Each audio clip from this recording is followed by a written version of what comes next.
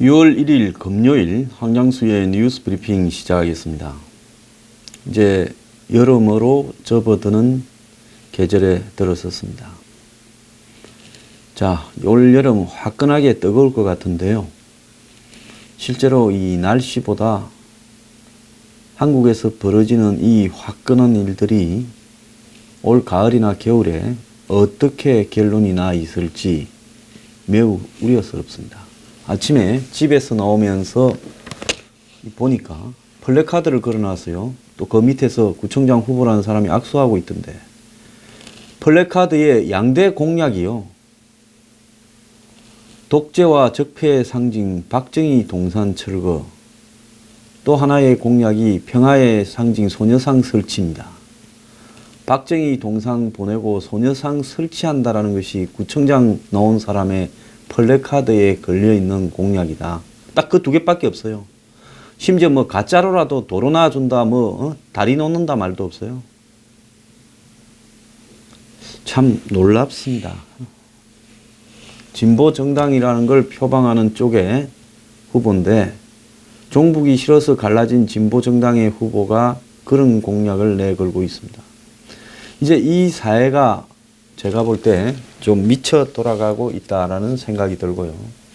어제 배승희 변호사가 서유기와 드루킹 접견을 시도했고, 서유기는 만났고 드루킹은 못 만났는데 희한한 일이 벌어졌습니다. 그 2부에 제가 이야기를 하도록 하겠습니다. 오늘 첫 번째 할 이야기는요, 이 금요 칼럼으로 미국이 지금 많이 이상합니다. 우리가 사실은 제대로 못하고 있어서 한국 국민이 뽑은 대통령이 미국 편보다는 북한과 중국 편에 서 있었고, 또 청와대가 북한의 우호적인 인사들로 가득 차 있다. 이거 이제 위험한 말도 아니에요. 미국 언론에 공공연히 등장하는 이야기인데, 그런데 지금 우리가 잘못한 일이 있지만은 70년 혈명관계인 미국이 어쩌려고 북한과 가짜 비핵화에 합의하고 한국을 버리려고 하는가? 자, 미국은 그러지 않다라고 말하겠지만은 세상에는 이 비가역적인 게 있습니다. 미국은 북한을 비가역적으로 비핵화한다면서 한국을 비가역적으로 죽이려고 하고 있습니다. 동물들이나 사람 의 병도 어느 정도까지 악화되었을 때는 집중 치료하고 수술하고 약물을 복용하면 회복 가능하지만은 그 선을 넘어가 버리면 제 아무리 돈이 많은 스티브 잡스라도 살아나지 못하는 그런 병들이 있습니다. 그리고 단순한 병이라도 어느 선을 넘어버리면 되돌릴 수 없는 그런 사람 몸의 한계라는 것도 있습니다. 국가도 마찬가지입니다. 국가가 망할 때 어느 정도까지는 망해도 다시 되돌릴 수 있지만은 그 선을 넘어버린 국가는 망하고 나면 일단 되돌리려고 많은 노력을 가해도 사실상 좀 어렵다는 겁니다. 남미에 보면 칠레와 아르헨티나 두 나라가 있는데요. 칠레 같은 경우에는 과거에 우익 군부 독재와 탄압이 있었지만은, 또 좌파의 선동 퍼플리즘이 있었지만은 칠레는 제가 볼 때 회생이 가능할 거라고 봅니다. 그런데 아르헨티나는 한때 20세기 초반에 세계에서 가장 잘 사는 나라로 유럽에서 많은 사람들이 이민을 갔던 그런 나라고, 부에노스아이레스 아르헨티나 수도에 가면 그 넓은 길, 20세기 초반에 만들어진 엄청난 대로 세계에서 아마 수도가 제일 새로 건설된 수도 중에서 시끌벅적하게 잘 만들었던 도시망이었습니다. 그런데 지금 아르헨티나가 얼마 전에 IMF 구제금융에 다시 들어가고 지금 굉장히 어려운 상황들이 지속되고 있는데요. 저 아르헨티나라는 나라는 회복이 가능한 것인가? 지금 또 그 비슷한 나라가 그 위에 있는 브라질입니다. 브라질도 지금 급격하게 사회의 기본적인 안전망 자체도 무너지면서 범죄 테러부터 시작을 해서 도시의 기간 인프라 자체가 무너져 가고 있습니다. 그래서 거의 폭력 도시로 전락해 가고 있죠. 리오데자네이루나 상파울루 같은 경우에 그렇게 돼 가고 있습니다. 자, 그래서 한국은 그러면 어떤 것인가? 제가 볼 때 한국은요, 이 잘난 한국 국민들의 포퓰리즘적인 속성으로 인해 급격히 무너져 가고 있다. 그렇게 봅니다. 그런데 미국은 여태까지 한국에 많은 인연을 맺어왔습니다. 사실은 한국이 지금까지 이렇게 버틴 부분은 미국의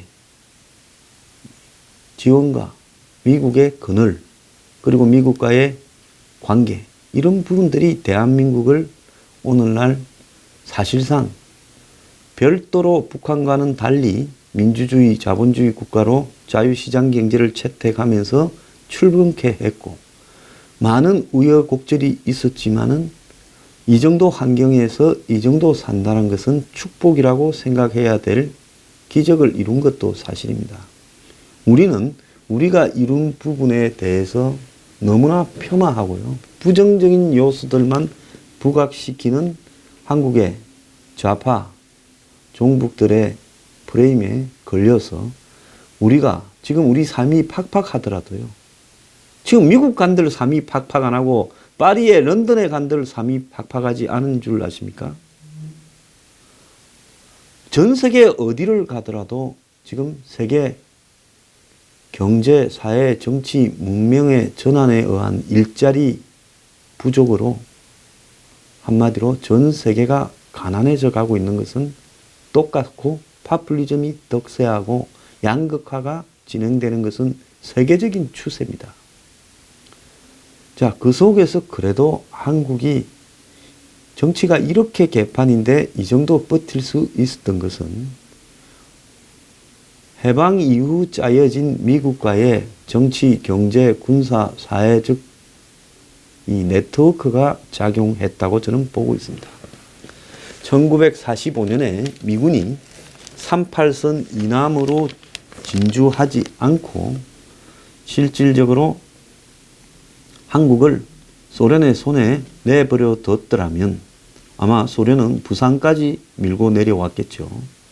사할린 같은 경우에 2차 대전 전에는 사할린의 상당수가 일본 땅이었지 않습니까? 근데 소련이 밀고 내려와서 사할린까지 먹어버린 거죠. 북해도까지 안 내려온 게 다행이죠.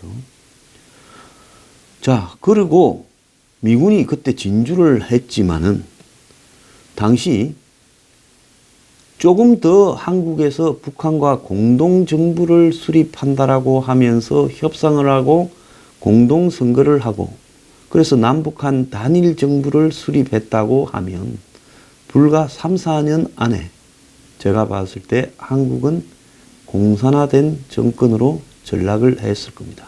체코나 폴란드나 헝가리나 루마니아나 이런 나라와 마찬가지로요. 그런데 당시에 북한과 공동정권을 설립하지 않고 남한에 한국의 좌파들이 그렇게 비난에 맞지 않는 이승만 정권이 단독으로 들어서서 그나마 자본주의와 자유시장 경제를 유지하고 서구식 사회적 틀을 한국에 이식시키는데 성공했다. 저는 그렇게 보고 있습니다. 자, 그래서 남한은 일본이 가지고 있던 선진화된 여러 가지 시스템을 해방 이후에 그대로 이렇게 유지하면서 한편으로 미국이 가진 정치 사회 시스템과 실용주의적 사고 등을 그대로 넘겨받으면서 사실상 대한민국이 지금 동서냉전 시대에 이 한반도 남쪽에 조그마한 면적을 유지하면서 이렇게 발전할 수 있었고, 그 발전의 그늘에는 6.25라는 비참한 참화를 겪었음에도 불구하고 사변이죠. 우리 어릴 때는 6.25 전쟁이라고 하지 않고 6.25 사변이라고 하였습니다. 사변이라는 것은 그야말로 내가 잘못한 게 없는데 겪은 엄청난 참사를 이야기를 하는 겁니다. 그래서 큰 병고를 겪었다는 거죠. 6.25라는. 그때 경남 일원도 일부는 뺐겠죠. 경남이 부산이 좀 보존되고 있었고 경북에 조금이 유지되고 있었습니다. 대구까지요. 그 부분까지도 뺏겼더라면 미국은 한국을 포기하려고 실제로 망명정부를 설립을 하려고 하지 않았습니까? 일본이나 남태평양이요. 제주도도 가려고 했죠. 그러면 상륙작전이고 뭐고 포기하고 남쪽을 넘겨줬을 건데 다행히 선열들이 몸을 던져서 수십만 명이 죽으면서 낙동강 전선을 유지해서 반격을 하고 다시 올라갔다가 중공군의 개입에 의해서 휴전을 함으로써 지금과 같은 휴전선을 유지해오고 있고 바다에는 유엔 사령부가 임의로 NLL을 발표를 했습니다. 자, 동해에는 NLL이 없고 서해 바다만 NLL이 있다는 것은 서해의 북쪽에 가까운 섬들을 당시 방공 유격대들이나 미군들이 유지하고 있었기 때문에 그렇게 발표를 한 겁니다. 사실 평양 앞바다까지도 점령하고 있었는데 너무 멀어서 포기했죠. 그런데 여기서 중요한 것은 6.25 휴전 이후에 미국이 다시 넌절머리가 나서 떠나려고 했습니다. 흥남 철수부터 시작을 해서 이 초신 전투, 그러니까 장진호 전투 등을 겪으면서 포크찹 전투 등을 겪으면서 미국은 한국 전쟁에 정말 신물이 났죠. 그래서 여기 있다가 또 언제 전쟁이 터질지 모른다 해서 떠나려 했습니다. 그때 미국의 대통령이 트루만 대통령이에요. 지금은 트럼프 대통령이에요. 그때 중공군에 대한 강력한 대응을 요구하는 메가드, 즉 핵폭탄까지 쓰자는 메가드를 말리고 적당하게 휴전을 하고 빨리 휴전을 하기 위해서 서두르면서 불이익도 한국에 초래한 사람이 트루먼입니다. 이승만 전 대통령이 오죽했으면 방공포로를 거제해서 석방까지 시키면서 저항을 하고 그래서 미국이 이승만을 제거하는 계획까지도 세웠습니다. 휴전 빨리 하려는데 반대한다고요. 지금 북한과 가짜 비핵화로 적당히 합의를 하려고 하고 워싱턴, 뉴욕에서 쇼를 벌이고 있고 심지어 싱가포르에서 판문점에서까지 쇼를 벌이고 있습니다. 지금 미국의 트럼프 대통령이 그러고 있어요. 가만히 보니 미국에는 터시가 한국식으로 하면 터시가 이렇게 집권할 때마다 한국이 굉장히 좀 어려워지는 상황이 벌어지고 있는 우연한 일들이 있는 게 아닌가 싶기도 합니다. 자, 그런데 해방 이후 이 미국이 48년에 단독 정부가 수립되자 한국을 떠났습니다. 고문단 몇 명 남겨놓고 싹 다 떠났죠. 그러다가 에치슨 9을 발표하고 그래서 6.25가 터졌습니다. 49년에 에치슨 9이 발표되고요. 북한이 딱 보고는 소련하고 한국은 미국의 방위선에서 빠져있어 밀어버리자. 미국이 사실상 개입할 의지가 없을 것 같다라고 생각하고 밀고 내려왔죠. 자, 그런데 그리고 6.25 전쟁이 끝나서 도망가려고 하는 미국을 이승만 전 대통령이 붙들고 늘어져서 한미 상호 방위 조약을 맺고 미군을 한국에 주둔시키고 더 나아가서 미국이 한국군을 강화하는데 차관을 제공을 하고 장비를 지원하도록 만들고 그리고 심지어 경제 분야에도 미국의 각종 차관들이 들어왔습니다. 우리 어릴 때 한번 생각해 보십시오. 학교마다 가면 옥수수빵 줬습니다. 학교마다 그 옥수수빵과 함께 이 미국 탈지 분유로 만드는 우유도 줬습니다. 한국의 애들 다수가 영양실조에 허덕였기 때문에 그걸 미국에서 보낸 옥수수와 우유 가루로 그걸 가지고 한국의 애들을 먹였습니다. 그것뿐만 아닙니다. PL480이라고 해가지고 미국 공법 480조라고 해서 거기에 따른 한국에 대한 여러 가지 지원들이 있었고요. 한국의 우수한 학생들을 미국에서 국비 유학을 주면서 뭐 풀브라이트 장학금이나 그런 거 있지 않습니까? 각종 재단 장학금 등으로 미국으로 유학을 시켜서 그 사람들이 한국에 와서 경제 정책을 짜고 각종 정부의 시스템을 구상하고 각종 사회의 틀들을 짜도록 했습니다. 그래서 미국과 맺어진 이런 관계가 한국 사회를 하여금 그 지도층들이 미국에 가서 교육을 받고 공부를 하고 심지어 군인이나 공무원들은 미국에 연수를 가서 미국식 시스템을 한국에 이식시켰고 더 나아가서 미국의 기독교들은 이미 조선 말기부터 한국에 들어와서 한국 사회를 미국식 사고방식으로 물론 종교적이지만 그것이 다른 사회의 사고방식에도 큰 영향을 미쳐서 학교를 설립하고 각종 복지재단을 만들고 병원을 만들었고 그러면서 미국식 의식이 한국에 자리 잡았습니다. 그러면서 한국민들의 사고는 미국화되어 가면서 그것이 당시 세계의 정치적으로나 경제적으로 가장 부유하고 앞선 미국식 민주주의를 또 미국식 실용주의를 한국에 정착시키면서 한국 사회가 2차 대전 이후에 새로 독립한 신생국 중에서 한국도 많은 정치적 혼란을 겪으면서도 그나마 안정적으로 경제가 성장하게 된 기적적인 케이스를 만들었습니다. 오늘날 인구가 5천만 명이 넘고 3만 불의 소득에 육박하는 나라가 지구상에 몇 개가 없습니다. 7개가 있다든가 그렇게 이야기를 합니다. 이렇게 된 부분에서요. 우리가 많은 부작용과 문제가 있었지만은 성취는 성취대로 고맙게 생각할 줄 알아야 되는 겁니다. 자, 그런데 이런 미국과의 한국과의 오래된 역사적 관계가 지금 트럼프 대통령 지하에서 바뀌어져 가고 있다는 겁니다. 매우 우려스러운 일이라고 보는데요. 김영철이 미국에 갔습니다. 갈 때는요. 얼마나 거지 나라면 제가 이런 표현을 쓰고 싶어서 쓰는 거 아닙니다. 그런데 정말로 리얼하게 이야기를 좀 해야 되겠다 생각해서 거지 나라라는 표현을 썼습니다.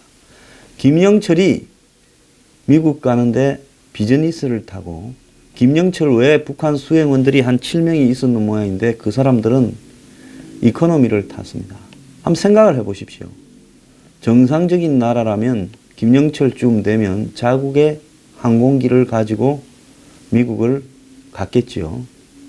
그런데 갈 수 있는 북한의 항공기가 없습니다. 북경에서 미국까지 날아갈 수 있는 북한의 비행기가 없어요. 전투기든 민항기든 없습니다. 거의 남은 나라에 상용기를 타고 가야 되는데 그 상용기 중에 김영철이가 북한의 사실상 2인자 격인데 퍼스트 클래스를 타지 못합니다. 돈이 없어서 못 타겠습니까? 아니죠. 퍼스트 클래스를 타면 김정은에 대한 일종의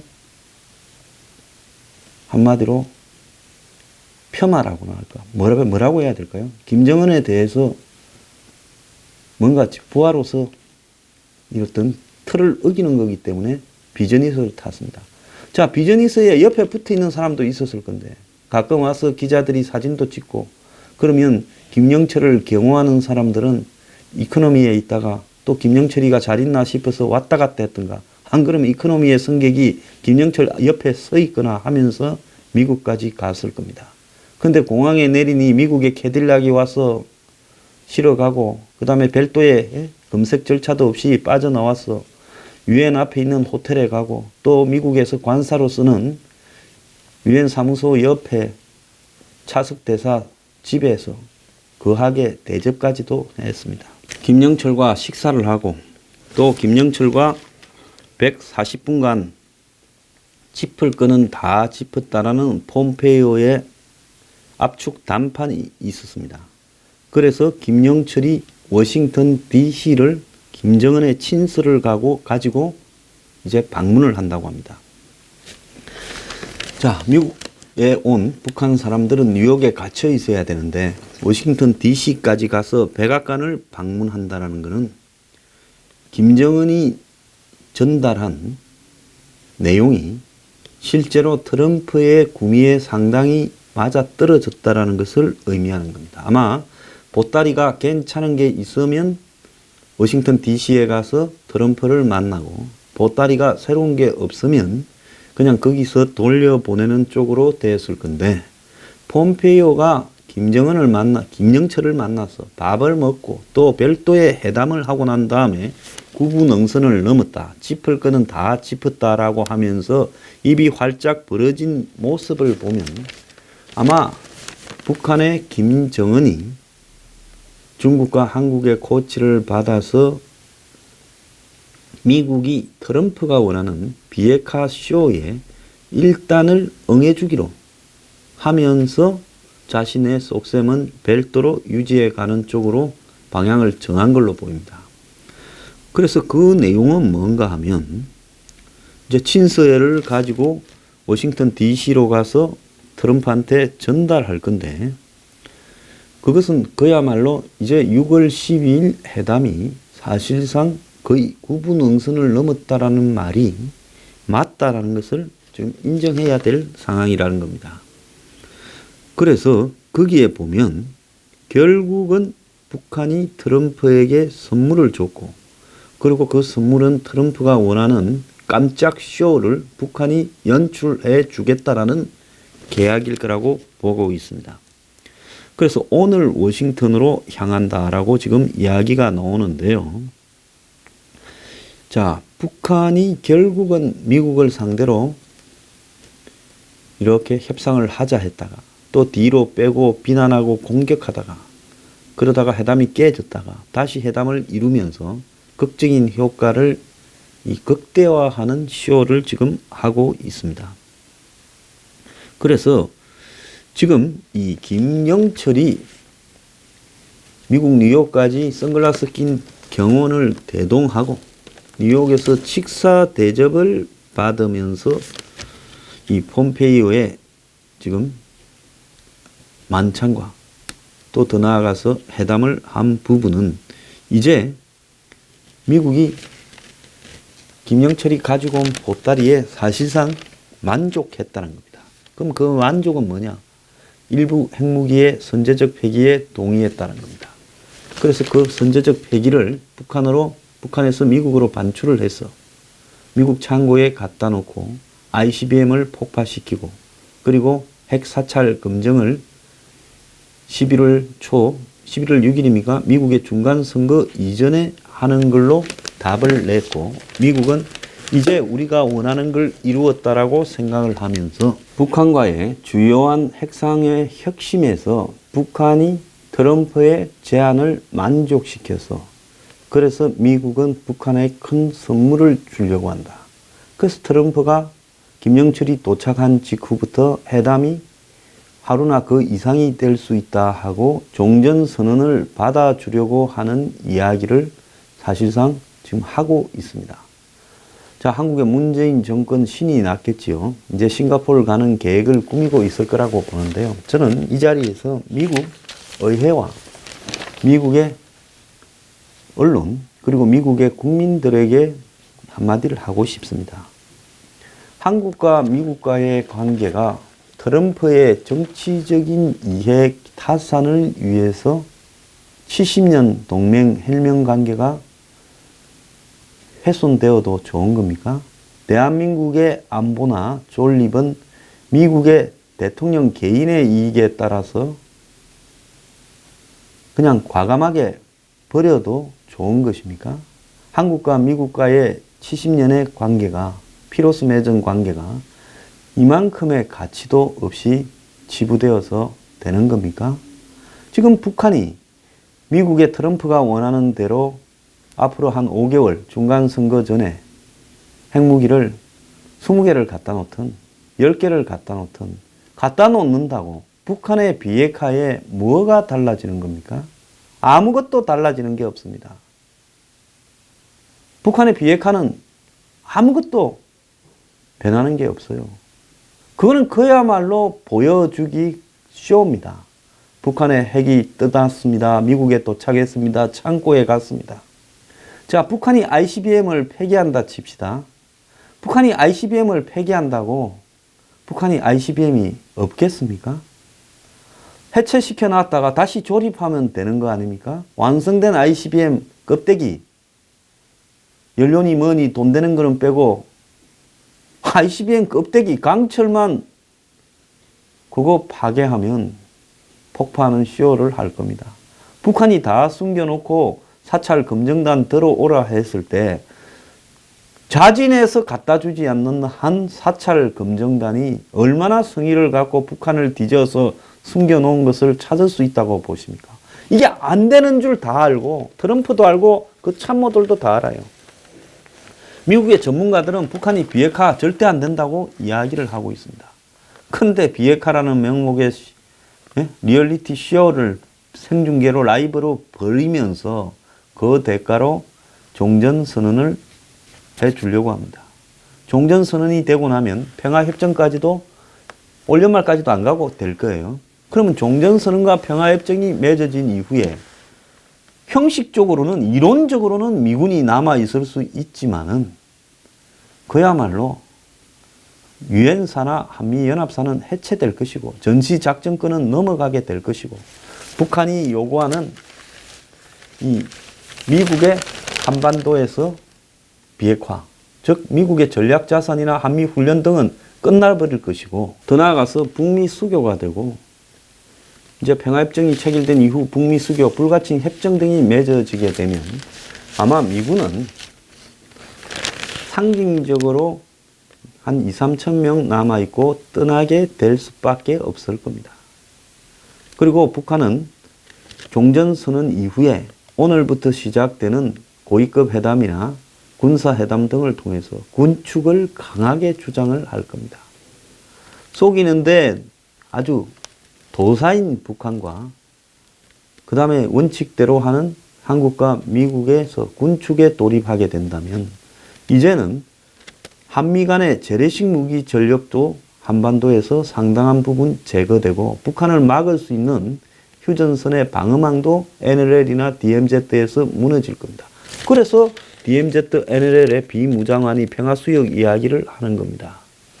자, 제가 미국에 묻겠습니다. 미국의 매티스 장관이나 미국의 각종 장성들은 브룩스 이 주한미군 사령관이나 이런 사람들은 이런 합의를 통해서 그 대가로 주한미군의 존재 이유나 명분, 필요성을 약화시키는 일들이 평화협정까지, 종전선언부터 평화협정까지, 미북 수교까지 진행이 될 건데 이런 과정들을 통해서 한미 간의 관계가 해체되고 동북아에서 동맹으로서 한국의 지위가 상실되며 범중화권의 영역에 한국을 포함시키려는 마치 뭐 말레이시아나 인도네시아나 태국이나 이런 것처럼 범중화권의 영역에 포함되어 가는 이 한국의 위치 이런 부분들을 미국이 감당을 하려고 그럽니까? 미국이 2차 대전 이후에 이룬 해외에서의 군사 개입의 업적 중 미국의 동맹 중 가장 성공한 기적과 같은 한국의 미래를 미국은 과감하게 포기하려고 하는 겁니까? 미국에는 양심이 있는 인물이 없습니까? 트럼프가 자신이 정치적 궁지에서 벗어나고 더 나아가서 자신의 정치적 이해를 위해서 되지도 않을 핵 폐기 쇼에 한국을 희생양으로 그 대가로 북한에 중국에 갖다 바치려고 하는 부분에 대해서 한국의 정권이 지금 비록 좌파들이 종북들이 장악하고 있어서 그 정권의 미국에 반대를 하고 중국과 북한 편에 붙어 먹는다고 해서 한국이라는 자체를 포기하려고 하는가? 저는 묻고 싶습니다.